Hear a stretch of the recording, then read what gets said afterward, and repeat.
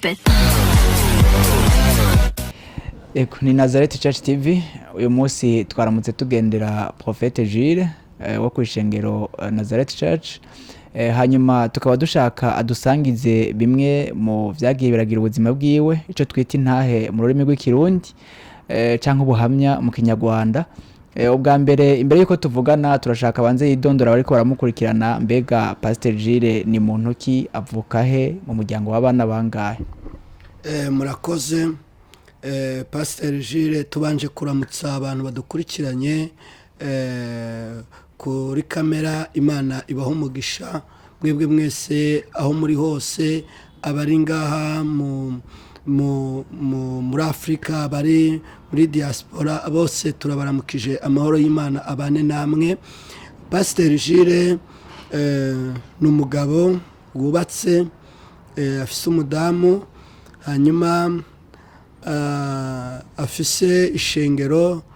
Hanyuma Pastor Jules ni umukozi w'Imana watangiye gukorera Imana muri 2006 nibwo nahagurutse mu muhamagaro w'Imana nangira gukorera Imana. Hanyuma mvuka mu muryango w'abana 7. Uwo muryango ni nge mwana wa mbere mukuru w'imfura. Hanyuma uwo muryango bose papa na mama baracyariho, bari mu Rwanda ahantu hitwa Igitarama. Murakoze cyane. Turumvise ko amamoko yawe ari mu Rwanda, hanyuma kandi turazi yuko waje gutangura umurimo w'Imana ngaha mu Burundi, ariko kandi abantu barakuzi uri pastor, uri prophète, mugabo ntibakuzi utarashika kuri urwo rwego. Mbega washobora kudusangiza bimwe muri ivyo mu buzima waba waraciyemo, ko umuntu afise background zibiri, arafise nziza arafise nambi. Turashaka rero ibihe waba waraciyemo ukivuka kugeza ukure, kugeza ugera aho ugeze. Kumbure ngira mu gice ca Kristo turazaho kigarukako, ariko turashaka burya buzima nyene waciyemo ubwa mbere. Murakoze. Mfise inahe ikomeye kandi Imana ibaho umugisha kutugenderera mukaza kutubaza inahe. Ndazi neza ko inahe tugiye gushinga abantu bazayikurikirana bazagira ukundi kwizera, bumve ko Imana ihindura amateka, bumve ko nta buzima bubi Imana itavana mu buntu ngo imushyire mu bundi buzima. Ubuzima bwa Pastor Jules n'ubuzima bubabaje, ariko kandi n'ubuzima navanyemo kwiga. Mvuka mu muryango w'abana 7 nkuko natangiye mbivuga. Uwo muryango ni ruguru, n'ahantu ruguru mu cyaro. Aho hantu rero mvuka ni ahantu hagoye kandi hagoye cyane. Maze kuvuka namenye ubwenge, menya ubwenge mushiki wanjye arakurikiraho, ariko maze kumenya ubwenge baranshyira ku ishuri nk'uko abana bose babashyira ku ishuri. Twatangiriraga mu myaka 7. Abana bo mu gisagara hari n'abatangira amashuri primaire batarayishikana. Twatangiraga ku myaka 7. Baranshoneshereza uniform, baranjyana ku ishuri, ndagenda ndatangira umwaka wa mbere wa primaire. Ndawiga ndimo niga, ariko mu muryango mvukamo akaba hariho n'umuryango utoroshe. N'umuryango baraguje, n'umuryango baterekera abantu bo mu miryango yo kwa ba papa, ubwo no kuvuga ngo abo kwa se wabo, ubwo no kuvuga ngo ni abo kwa ba sokuru. Harimo abantu baterekera, bagaterekera buri mwaka.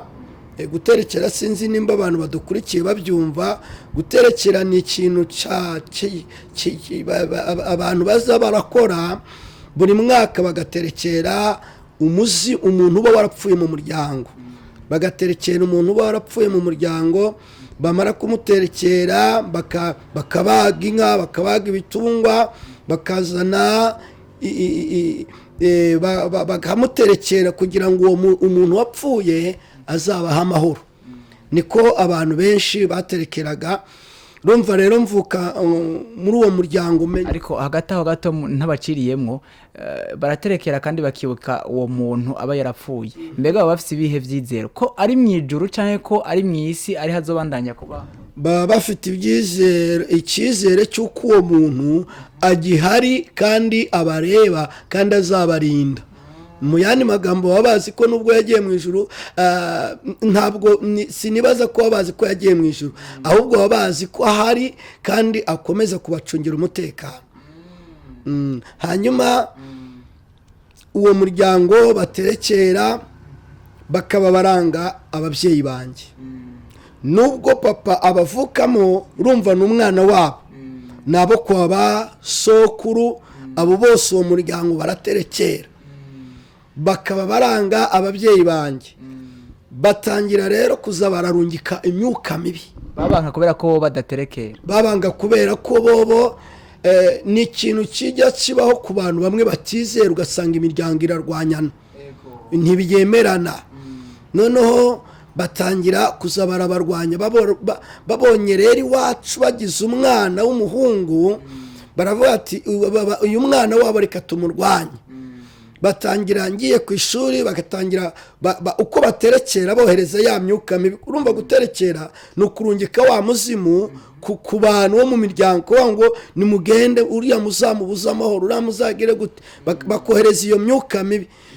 Nagera ku ishuri rero bikanga, ntangira kunanirwa mu ishuri, ndayoberwa, kwiga birananira. Nashobora kujya ku ishuri ngewe iwacu bazi ngo nagiye ku ishuri, nagera ku ishuri nkirirwa mu ibarabara ndiko ndikinira amabiye n'abandi bana, singere ku ishuri, cyangwa nkigira mu bindi bintu, nkajya gusamara n'abandi basumba nasanze ku misozi.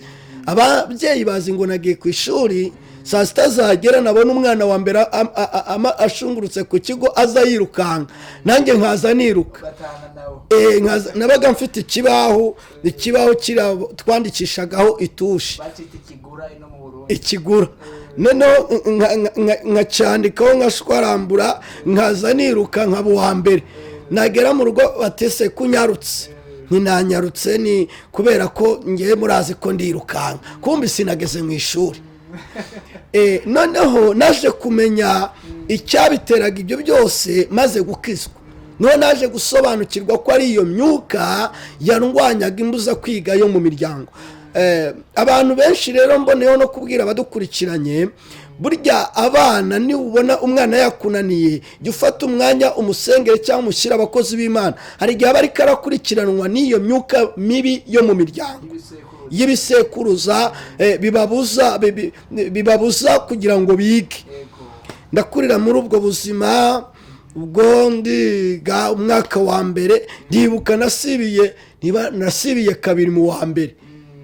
Ubwa mbere ndasibira, iwacu barabyihanganira. Ubwa kabiri nasibiye, naherekezaga abandi banyeshuri.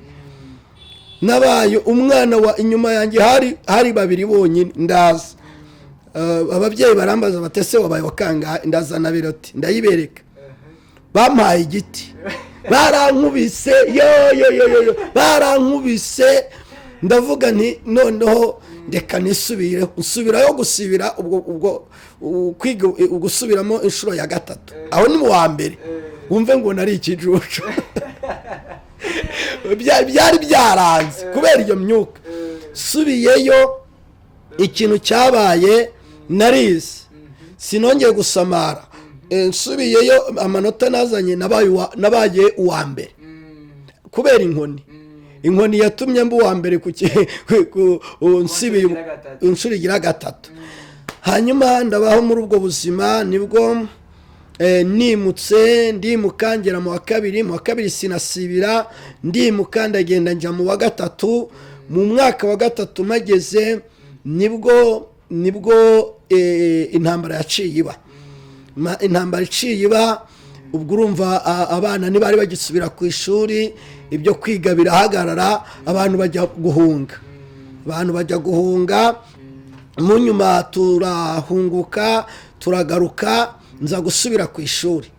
Maze gusubira ku ishuri ndongera nsubira muri wa mwaka wa 3 ndiga igihembwe cya mbere, icya kabiri, icya gatatu, ndimuka. Turimuka tujya mu wa 4. Mu wa 4 rero nizi igihembwe cya mbere ishuri mba ndarihagaritse. Ishuri narihagaritse gute? Hari ukuntu ababyeyi bajyaga bambwira batese ubundi ko nubwo wiga ubundi uriga uzaba minisitiri, uriga uzaba hari abo bitaga ni nk'abamasitaneri, uriga uzaba iki, uzaba guverineri, uriga uzazana. Barangije barambwira bati va mu ishuri, n'ubundi ntabwo wiga ngo uzaba umutegetsi, vamo. Ishuri barinkuramo.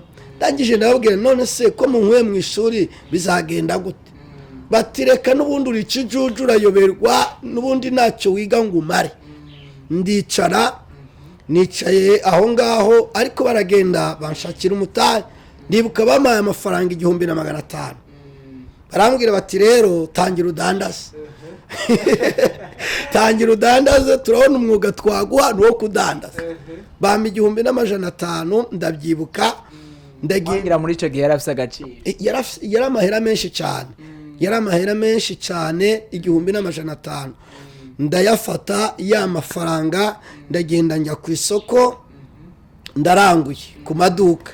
Ndaranguye itabi, ndaranguye bombo, ndaranguye amajojo, ndaranguye ibintu nyine biriya bintu twabyitaga ibintu by'ubuconco, ugashyira mu ikarito ugadandaza. Byasaba ikibanza kwa rukuvandereza. Ikibanza washyira mu gakarito ugatembereza ukadandaza ku dusantre. Ndatangiye ndadandaje amafaranga ngenda nyabona, ngenda nunguka. Ikarito biratera imbere, biragenda bigera mu 5,000. Ndabyibuka icyo gihe rimwe naguze n'inkoko. Guze inkoko iraturaga amagi. Noneho maze guturaga amagi, mu gatondo haba nyugururiye nkayikurikira kugira ngo ibisiga bidafata ubuswi. Rimwe igisiga kirafata ubuswi kirabumara, kigafata uyu munsi kamwe kikagatwara, ejo kigatwara kandi. Ndavuga ni rero ibyo nkoko biranze. Ijambo rimwe yari inyatsi. Hanyuma ubwo n'ikarito ndacyayidandaza. Ya nkoko ndayifashe nyijyanye ku isoko na ya karito y'iwanjye. Ndavuga ngiye kwidandaza, amafaranga bama ndaza nyongere muri business y'iwanjye, umutahe ugwire. Ndagenda ngeze ku isoko Igitarama, ndabyibuka. Ndinjira ahantu badandarizaga inkoko nyishyizeho, haza umugabo amare kuza arangirira batese niko shati inkoko nanga ni inkoko ndashaka 2,000. Ati hoya, ati ndaguha 1,500. Ni hoya, yari inkoko nini. Ni hoya na mahera ni make. Arangije arambwira ati neyo ngo hasinya arenza. Mugabo ngiye nashakaga n'uwari kuma Mirides icyabiri nari kuyemera. Ndabona uyu mugabo ni umukire, amaye amahera menshi. Inkoko mba ngeze gutya nti mahera. Ahita avuga ati ifate, ati mbega iyo karito yawe irimo ibiki? Ndangije ndamubwira nti karito yanjye ikintu kirimo. Ndugurura arareba, aravuga ati mbwira byose tetaye nkurangura. Nanjye nari nakoze ibiharuro, ikarito harimo 5,000. Ndamubwira nturamba nk'8,000. Ndavuga uyu mugabo aravuga ati hoya, ati ndaguha 7 sha. Mugabo numva inyungu irimo, kandi aho ngaho navuga 5 yabari tetaye, nabwo inyungu yabirimo. Ambwiye 7,000. Ndavuga nti uyu mugabo n'umukire twahuye. N'inkoko 5 n'ibihumbi 7 kuri ikarito, 8,500. Noneho ndarangura njye mu iduka nuzusa. Ubwo arangije arambwira ati ngaho teruye iyo karito unkurikire. N'inkoko ati ifata unkurikire. Ubwo ngeze hirya nsanga hari abandi bantu nabo bamukurikiye, ufite agatoki gahiye, ufite avoka, ufite ubushaza, abantu araturunda, yaratwegeranya tuba benshi. yari nk'umukire wo mu karere, yari nk'umukire, twabonaga ari umukire. Aratubwira ati ngaho nimunkurikire. Turamukurikiye, aho ni ku isoko. Dusohotse isoko turagenda tugeza ahantu ku iduka ku muryango. Aratubwira ati ngaho ibyo bintu nimubinshyirira ahangaha, ati munkurikire njye kubishyura. Tubishyize aho ngaho, tukagira ngo aho hantu n'ubundi nihakorera. Turamubaza se amahera ari aba, ati ngiye hariya hepfo muri banki mfite amafaranga atavunje, ngira njye kuvunjisha ndabishyure munkurikire. Twari abantu bagera muri 5. Turagenda atwicaza ahantu ku muryango w'inzu y'umuntu, wari umuryango w'iresitora, mugabo indani mu gikari hari ibarabara uhita ugenda. Atwicaza aho ngaho, twe turebye tubona umengo yinjiye ahantu hugaye. Turarindira ubwenge buragaruka. bya bintu yari yabitwaranye ariko Bya bintu twari twabisize hahandi, ubwenge buragaruka. Tese uyu muntu ntiyaba yabibye. Tugiye mu gikari dusanga umuntu yagiye kera, hari ibarabara. Dusubira hahandi twiruka.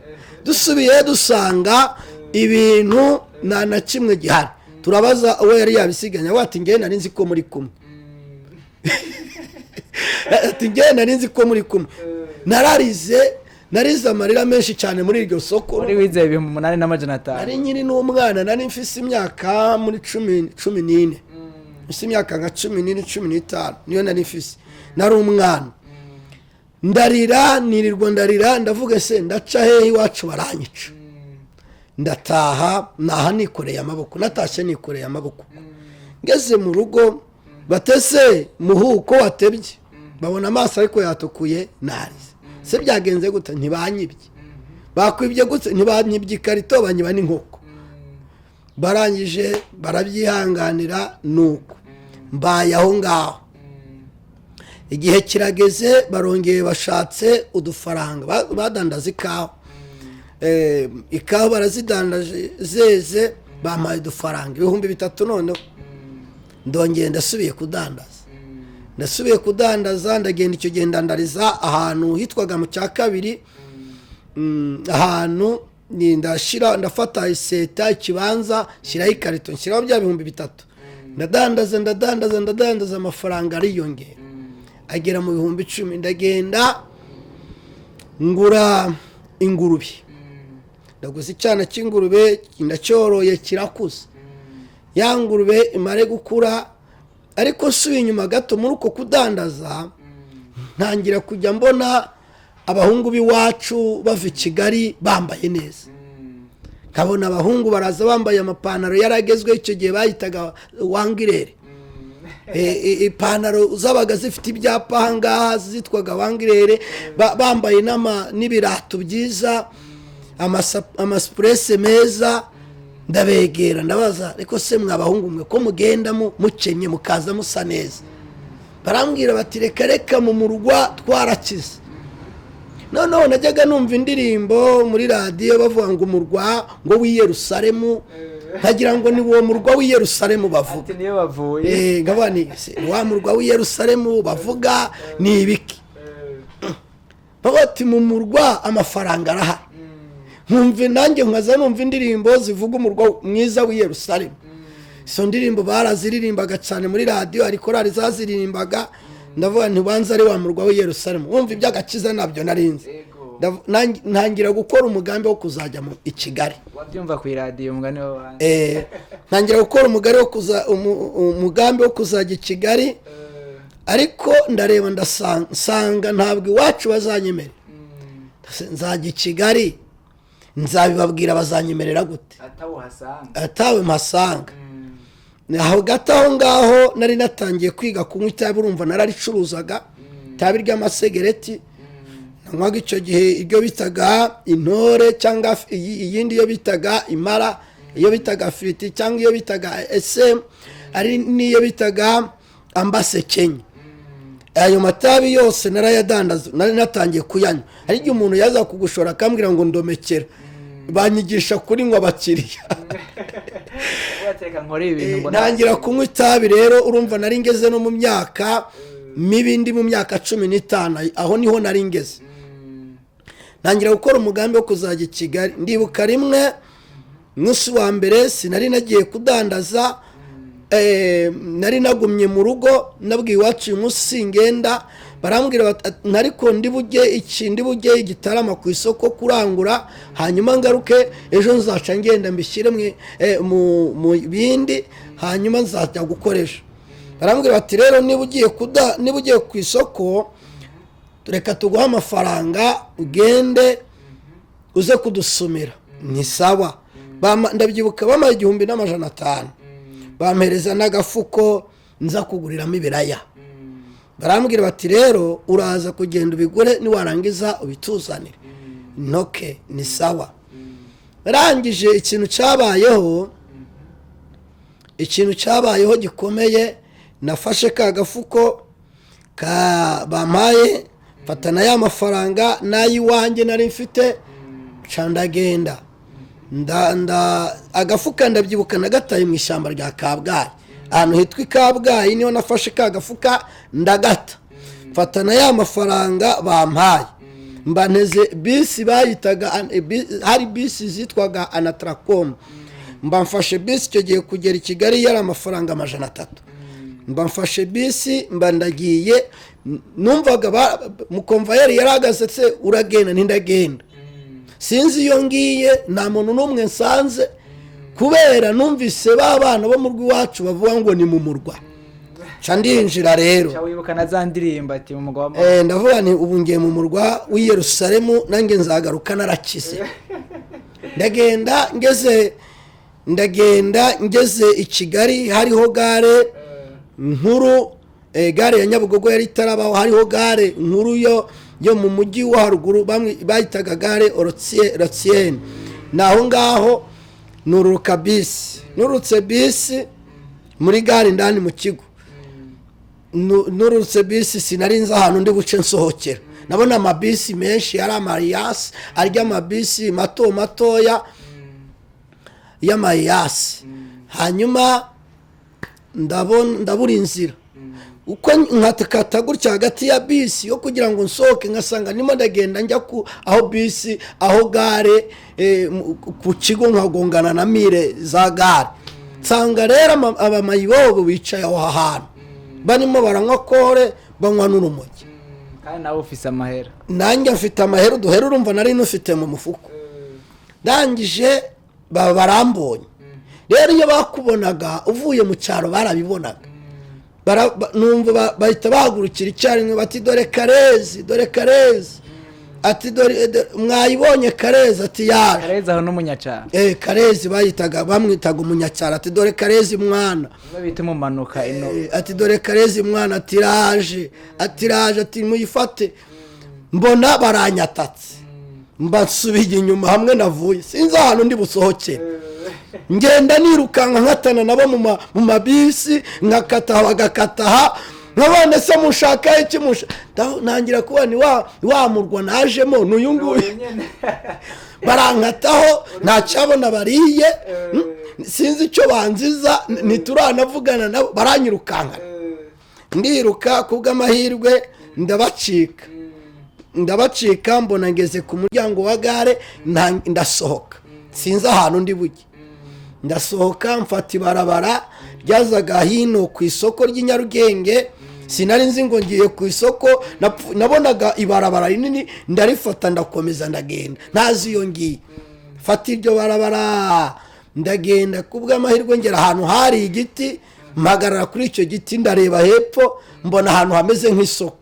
Kumbi isoko rinini rya Kigali ndigezeho. Ndamanuka ninjira kuri rya soko, ariko nyinjira ku muryango w'iryo soko, mpita mbona umuhungu w'iwacu bamwitaga Fruje. Umuhungu yajyaga aza mu ruguru iwacu yambaye neza, asa neza. Nyimubona nyinjiye ku isoko, mbona nawe ni mayibo. Ndavuga ni babahungu ya Yerusalemu yuzuyemo mayibo. Babahungu baza bambaye amasupresi, baza bambaye amajinisi meza. Kumbe barakubitiye. kwa feri bakubitaga inyogosho bakubitaga hari hagezweho inyogosho za penke bahitaga penke igisunzu nyine bagakubita agacubi bagakubita bazaga rero ari uko bameze ni ya babahungu nkikata gutya ku muryango w'isoko mba ndamubonye ni yewe Frugeroni n'amakuru abarambonye ati ni sawa kandi ubwo nawe yari muri babandi bambwira bati ni mu murwa w'i Yerusalemu nanjye nagiye nzi ngo ni mu murwa w'i Yerusalemu mba ndamubonye ati nawe uraje ni nanjye ndaje ahita ambwira ati ni waje ryati nibwo nkiza ati rero gumana nanjye arambarira ati gumana nanjye ndaje nkwereke umujyi ati atangira kumbwira abandi bahungu abitwaga ba Gakumba abo bose bari abahungu bo mu rw'iwacu twaraniganaga uwo Gakumba ndamubwira nese Gakumba amakuru ati mukanyura mubona yasi Gakumba Patrick tuzi uyita super manager oya ntabwo ari Gakumba abantu bazi yari umuhungu witwaga Gakumba nawe icyo gihe bamutazira yitwaga Gakumba yavukaga mu rw'iwacu nuko arambwiye ati uwo Fruje arambwira ati bagakumba baraha n'abandi bahungu bose baraha ngaha biwacu n'abase bafite akazi akambwira ati rego uraza ukabone nawe akazi bakora mu kanya gatoya abarambwira ati ngo nkwereke ahantu Gakumba akunda kuba ari tuba turakase tuba turagiye tumare kugenda tuba tugeze ahantu bariko barakina urusimbi ubwo bari bande barabamayibobo mba ndamubonye nawe yajyaga aza ari ku myaka asa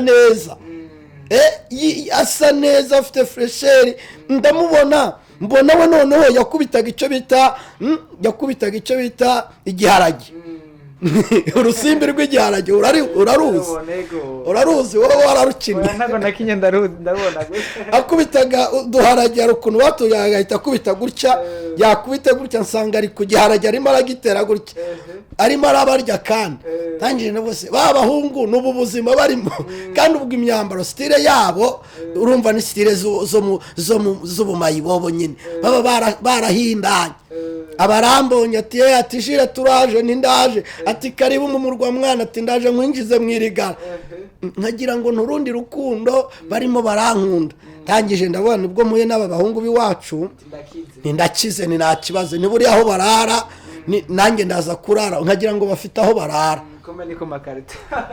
nkagira ngo bafite ahantu barara ubwo burije bumare kwira urumva baranyigishije umujyi baranjyana mu karesitora ndarya ubugari bwa senkani bwaba ari bunini ndarya ubugari bwa senkani icyo gihe bwarananiye ndangije ubwo turamanutse barambwira ubwo rero uwo witwaga Gakumba niwe yari umugenzi wanjye cyane witwa Frugero wewe yari umugenzi mugabo atari uwa hafi uwo witwa Gakumba rero ni nawe nari nagiye nshaka kubona cyane kuwe twari twegeranye iwacu aho navuka twaranigana yari umwana twakuranye ariko Gakumba asubiye inyuma gato akaba nawe yakuze mu buzima butari bwiza ari nayo mpamvu yari yagiye i Kigali yari umwana ari shapu cyane ndabona rero ubwo mpuye nawe nta kibazo ndabaho bwarangije arambwira ati dutahe tujye kuryama nkagira ngo hari ahantu tugiye kuryama ambwiye ngo dutahe nkagira ngo afite aharara turamanuka tukase gutya imbere y'isoko turamanuka tugeze hepfo ahantu bitaga ku Mutremuko arambwira ati hagarara gatoya ati ndaje nshaka ikiringiti twiyoroza nkabona nese ikiringiti ugiye kugishaka mbona atangiye kureba gutya ni kureba gutyo ni n'ibiki mbona atangiye kugenda yomboka areba gutya areba hepfo no haruguru areba gutya kumbi yabonye ahantu hari ihema ubwo ikiringiti yavugaga ryari ihema ntaryo yaragiye kugura yagira ryibi hambwira ati ngira nzane ikiringiti ubwo aracunga gutya aba yirasa ahantu ahita kikwega gutya akizana gitwaye gutya ahita ambwira ati mfasha ubwo nanjye atangiye kunyigisha kwiba duhita tumanuka turamanuka turakata ahantu hafi hari ahantu hino ya gereza turakata tumare gukata aho hantu turagenda tugera hepfo ahantu hariho ikizu kituzuye, ntabwo cyari gisakaye, nta nubwo cyari cyugaye, cyari ahantu mwishaniye ariko cyaramerereyeho ibyatsi hirya no hino gikikujwe n'ibyatsi. Mbona arangije arambwira ati hagarara ahangaha, ndetse niturashika ati tugira dushike, nkagira ngo anjyanye iwiwe ahapanze, ati tugira dushike, aba ariteye gutya yitera muri cya kizu, mba ndamukurikiye muri cya kizu, nahuye niba ari iryo joro. Ntihari mu gihe cy'imvura? Ntihari mu gihe cy'imvura, niyo mahirwe mugabo inkoni nakubiswe iryo joro. Kumbi cyari ikizu kihuriramo abamayibobo benshi. Noneho ubwo turaryamye, azana cya gihema turiyorosa, tumare kwiyorosa, hari umushefu wabo rero.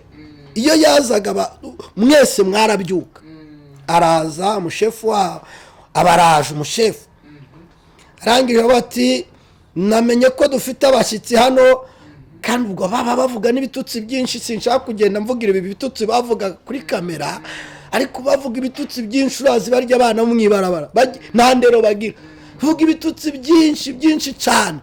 Ati mubyuke, akavuga ati mubyuke mwese, akabyuka agahera kuwa mbere ati wowe ndakuzi, angezeho rero.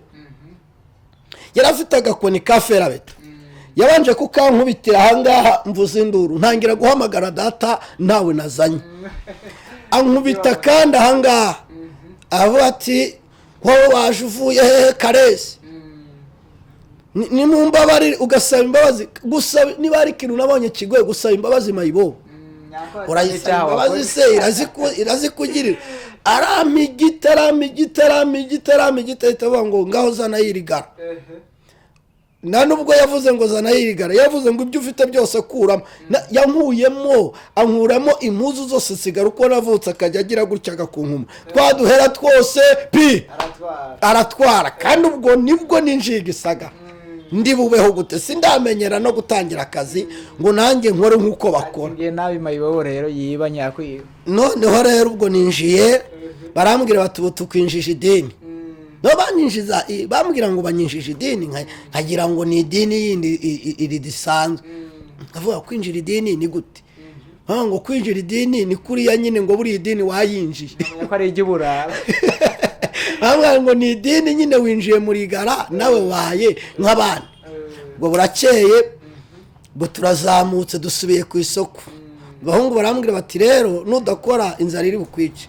Ndabana se ndakora gute? Bati twebwe dukora gutya, dukubita igiharage, urusimbi, urusimbi cyangwa se akamara.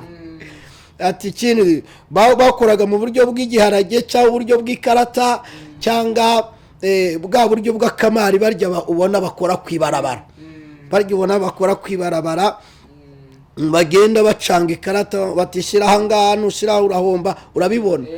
Niko bakora abo bahungu. Barangije bambwira bati akazi ka kabiri dukora mu mufuka, ni ukwiga kwiba. Ni ukwiga kugira gute kwiba, kuko nutiga kwiba inzara izakwica. Ukaba n'igitimba yuko barakubitwa. Barambwira, ndababaza se mwiba gute? Baramubwira ngo urere umuntu ukamurebesha indege ugakora mu ishati, ugomba kwiga akazi, cyangwa ugatangira ukuntu uzagucunga abantu ukabiba. Ndavuga naka karagoye. Barambwira ndata gatatu rero, ushobora kuzura twaza abantu baje gusuma mu isoko. Mu kazi kose wambwiye numva kari mitende, nukwikorera imizigo nka twaza abantu.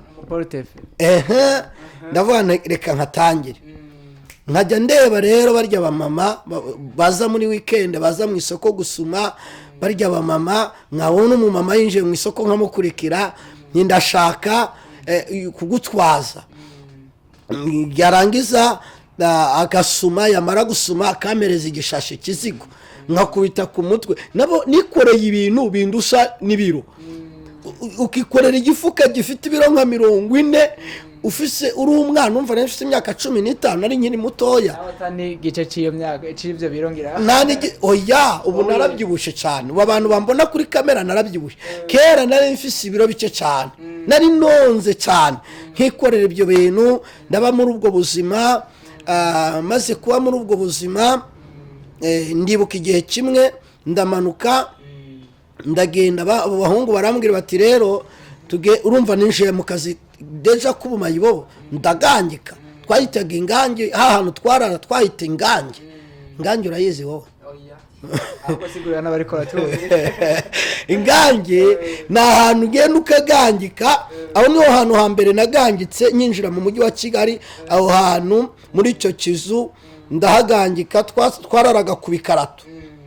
matera yacu yari ikarito. uvuze ngo ngewe usanze ukavuga ngo iyi karito naragukubita, nkavuga ngo narakubwira wowe urimo uransebereza matera. twayita matera.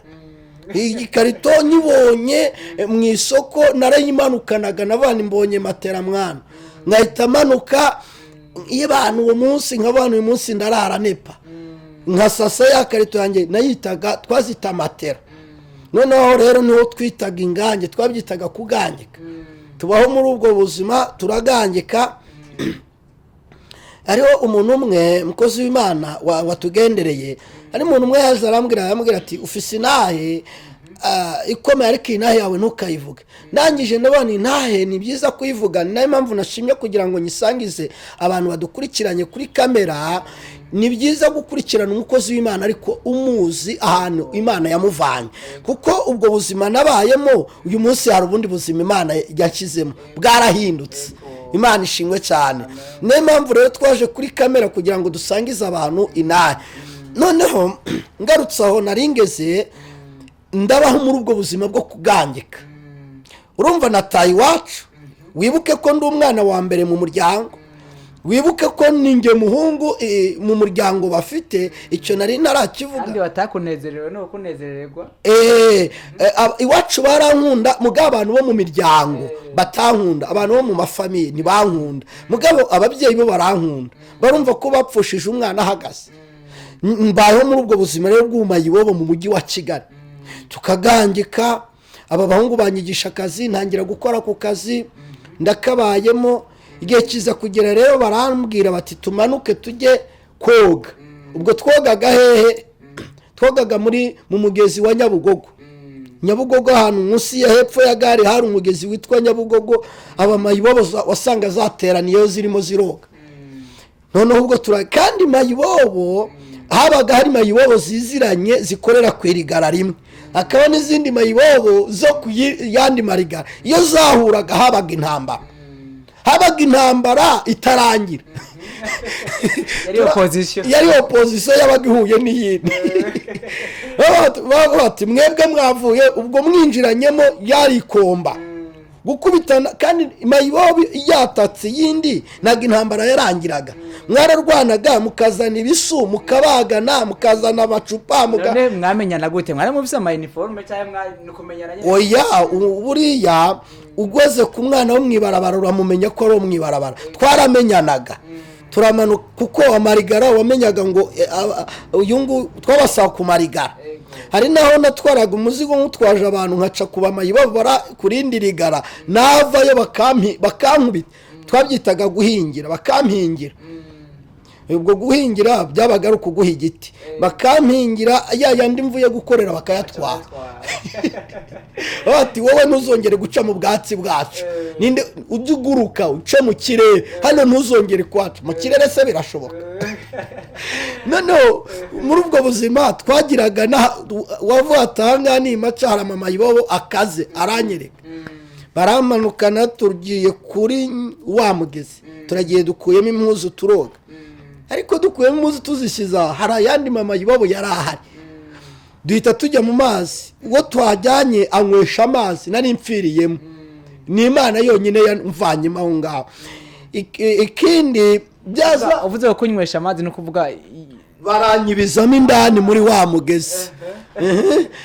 banyibizamo amazi nanywa, sinari nzi koga, nari mfiriyemo. mvamo nirukanka, ngiye kwambara nsanga mayibobo twasize hakurya twahasanze impuzu yarazifashe yiterera mu mazi. yarayigera aha iravuga ngo ndagiye mwana, ngumba barazansangeyo, ngumba bayazansange. nawe wamaye impuzu zanjye, reka mwana, tubundi wowe urubahe. azitwara ndeba, navuye aho ngaho nambaye uko navutse. ndavuga ubu buzima ntabwo nabubamo. hanyuma ndagenda, umuntu w'umugira neza ampereza agakabutura ndambara hejuru, nta kintu nari nambaye. ndagenda mba muri ubwo buzima.